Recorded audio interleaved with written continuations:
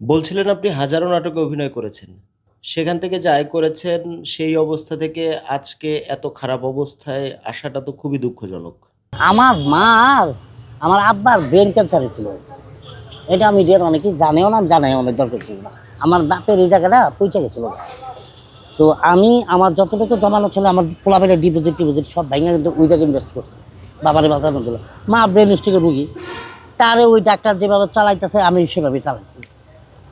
এখন ধরেন যে একটা পরিবারের দুজন রোগের যদি দুজন মানুষের যদি এই ধরনের রোগ থাকে, আমি কত মানুষ হয়ে গেছে আমার দিছে না। আমার তো আমার শিল্পী সমিতির অনেক শিল্পীরা আমাকে সাহায্য করছে, মোশারফ ভাই করছে, জর্জ ভাই করছে, তারপরে মিলন ভাই করছে, অনেক নায়িকারা মানে মায়ের জন্য একটু সাপোর্ট দিছিল। বাপেরটা আমি ওইভাবে করি না, কারণ আমার বাপেরটা আগেই শেষ হয়ে গেছে। হ্যাঁ, তো যখন আমার আর্থিকভাবে আমি সংকটে পড়লাম, তখন এই শিল্পী সমিতি আমাকে আমার সাপোর্ট করছিল। তো যখন মা পুরোপুরি তো আর সুস্থ করা সম্ভব না, ব্রেন স্ট্রোকের রোগী, এই বছরখানিক ছিল উনি, তারপরে মারা গেল। সবই তো ওনাদের মাধ্যমে। তো ওনারা তো সবই জানে যে আমার টাকা আসলে কোথেকে থাকবে। আমার বাচ্চাদের 3টা ছেলে, বড় ছেলে অনার্সে পড়ে, তার একটা খরচা। বেজু আর ছোটোটা একটু গভর্নমেন্ট স্কুলে পড়ে, তাদের প্রাইভেটের একটা খরচা।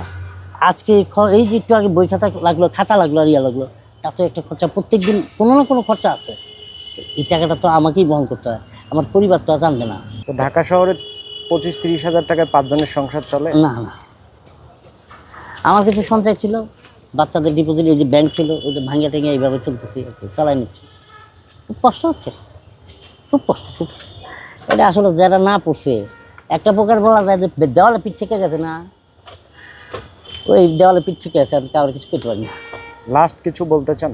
লাস্টে আর কিছু বলবো না, বলবো একটা জিনিস, যে যারা আমার ভুল বুঝছেন, যে কোনো বিষয়ে ভুল বুঝছেন, আপনারা ভুল বুঝছেন না। অনেকের কারণে আমার আজকে কাজ কমে গেছে, তাতে আমার কোনো আফসোস নাই না, আমি আবার কাজ চাই। আমার একটাই জিনিস হচ্ছে, আমার কাজ দেন, আমি একটা কাজ চাই। ওয়ালটন বিএলডিসি ফ্যান, খরচ বাঁচে 65% পর্যন্ত। ওয়ালটন বিএলডিসি ফ্যান ছড়ায় স্বস্তির সবুজ হাওয়া।